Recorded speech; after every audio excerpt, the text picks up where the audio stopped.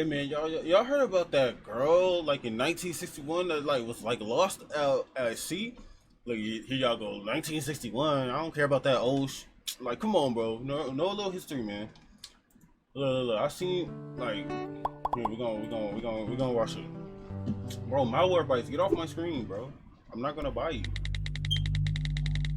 You're free. You don't gotta buy malware bites, yo. Bro, where is my full screen? In 1961, this little girl was found adrift at sea. Look at Decades later, she revealed the horrifying truth. What? In 1961, a freighter sailed around the Bahamas as its crew... Bro, look at this, bro. ...spotted something incredible in the waters below. It was a young girl, close to death, drifting through the ocean on a tiny cork float. So just... That girl a dog, bro. Look at that little dingy thingy she on, bro. She was out there, bro, for days or something, bro. Dog, she a dog. An 11-year-old child she a dog. named Terry Jo Dupperalt come to be lost alone That's Big in Terry. the Atlantic Ocean. Big Terry. Her story will shock and astound you in equal measure. All right. After all, little Terry Jo's visit to this part of the world was meant to be the trip of a lifetime for the Dupperalt family. In fact, Dr. Arthur Dupperalt, a 41-year-old eye doctor from Green Bay, Wisconsin, and his wife, Jean, age 38, had been saving their money for this trip for a long time. Of course, the couple wanted to take their 3 children, Brian, age 14, Terry Jo, 11, and Renee, 7, on a journey that they would never forget. So they chartered a boat, the 60-foot Ketch Bluebell, to take them on a week's holiday from Fort Lauderdale, Florida, to explore the islands of the Bahamas. On November 8, 1961, the ship set sail with the Dupperalt family safely on board. One Julian Harvey was the captain of the ship, and he had brought his wife, Mary Danae, They were in Miami, and then they went to the Bahamas. For 4 days then, the trip went just as the Dupperalts had planned. During those idyllic days, the Bluebell headed east, aiming for the small islands of Bimini. From there, the family hit Sandy Point, a community on the island of Great Abaco. Right Here was the perfect spot for the group to drop anchor and do a spot of snorkeling. They also gathered shells on the beautifully colored sands. Toward the end of their stay on the island, Arthur Dupperalt spoke with Roderick W. Pinder, Sandy Point's village commissioner. Reportedly, Dupperalt casually commented, "This has been a once-in-a-lifetime vacation. We'll be back before Christmas." Of course, Dupperalt didn't know it then, but his prediction would never be realized. So the group set sail, and on the evening of November 12th, with a full night's return sailing ahead, young Terry Jo Dupperalt decided to retire to her cabin for an early night. However, her brother's cries woke her later in the evening, and she knew immediately that something was awry. "I was awakened by my brother screaming, 'Help, Daddy, help!'" Terry Jo, who now goes by the way Terry Dupperalt Fassbender, told Fox News almost 50 years later. Bro, it was the type of scream that you know that something horrible is happening. They'd be really trying to extend these fact, 9 minutes, Captain Harvey, a 44-year-old military pilot with a troubled past, had chosen that particular night to murder his wife of just 4 months. The reason? It was later revealed that Harvey, had 4-year-old military pilot with a troubled past, had chosen that particular night to murder his wife of just 4 months. The reason? It was later revealed that Harvey had not long ago taken out a life insurance policy on Mary Danae.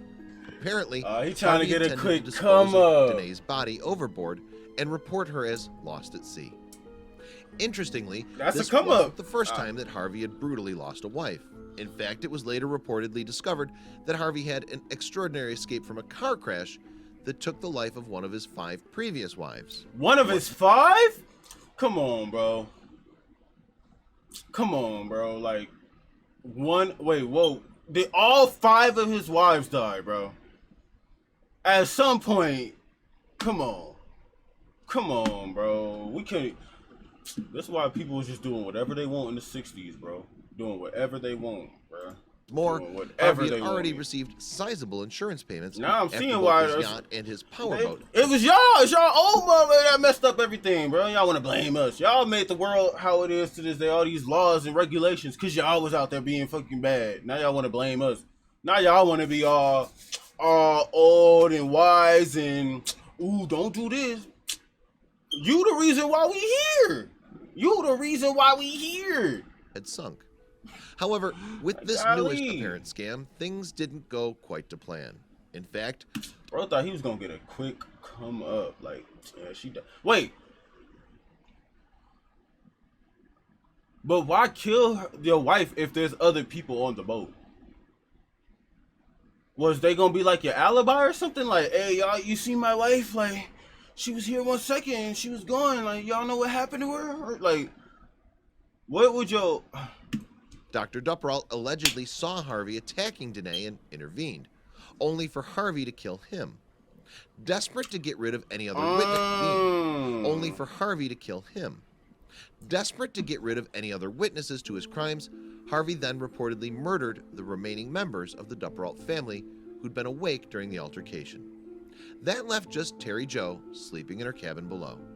When she emerged a few minutes later, Terry Jo said she found her mother and brother in a pool of blood on the cabin floor.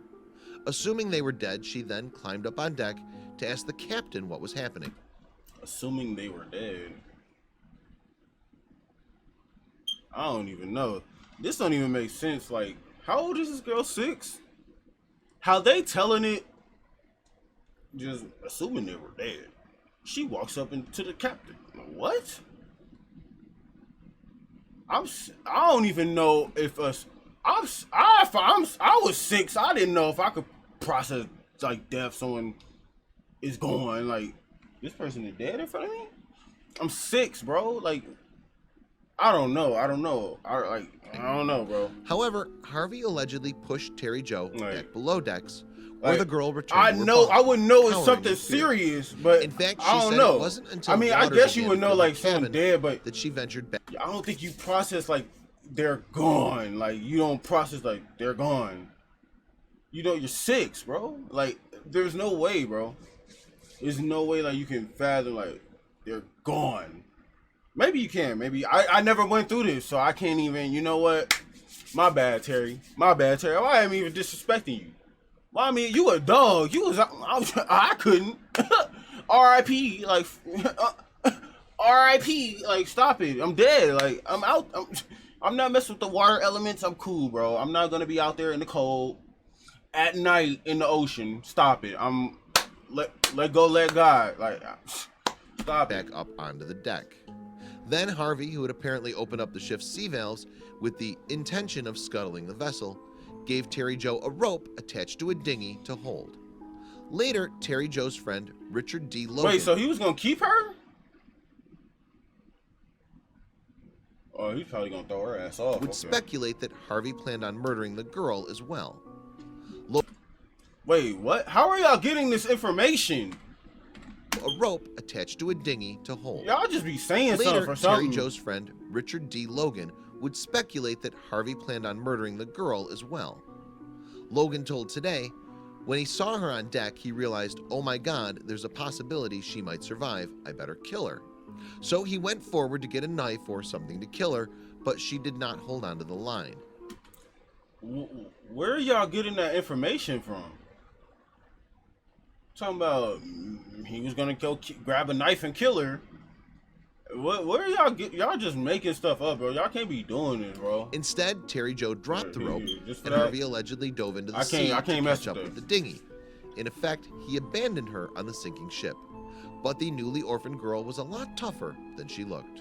Terry allegedly dove into the sea to catch up with her. So he went forward to get a knife or something to kill her, but she did not hold onto the line. Instead, Terry Jo dropped the rope, and Harvey allegedly dove into the sea to catch up with the dinghy.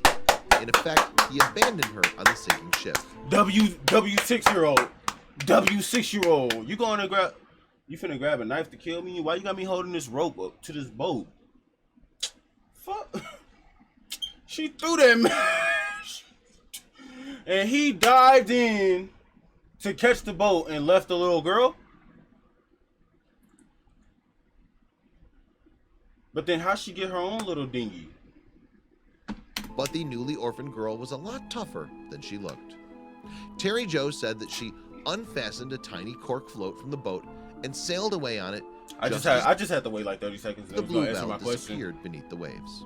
Thereafter, wearing just a light blouse and rosy pants, she was at the mercy of the elements. At night, she would have been freezing cold, In the day, the sun would have glared down hard and potentially scorched her skin. Nah, see, With Terry I'm Jo too black for drifting that. alone in the middle of the ocean, the odds were obviously slim that a passing plane or vessel would catch sight of her. But one day, a small aircraft apparently passing overhead raised her hopes. Alas, however, the pilots did not spot her. That said, I'm someone, sorry. or rather something, Bro, they're had 40,000 feet up in the air or One whatever, afternoon, bro. Terry I'm Jo sorry. You can't, reportedly you're spied literally mysterious a wave forms in the beneath ocean the to them. surface near to her raft. Coming closer, a panicked Terry Jo was soon relieved when she saw that they were only porpoises. However, the harsh environment soon took its toll, and Terry Jo began to hallucinate. At one point, for instance, she imagined a small, barren island up ahead. But when she attempted to splash towards it, the island sadly vanished. At last, Terry Jo collapsed into oblivion. But all was not lost. Eventually, Captain Theo, a Greek freighter passing through the Northwest Providence Channel that cuts through the Bahamas, discovered and rescued Terry Jo. She was near death with a fever of 105 degrees Fahrenheit and suffering sunburn and severe dehydration. One of the crew snapped a photograph of her frail form floating in the tiny boat on a vast ocean. And that's the It one subsequently that... made headlines around the Dang. world. 3 days previously, Are they gonna say like how they found her? I think I remember them saying how they found her. There was like some radar equipment, and it was like a speck on the thing, and they're like,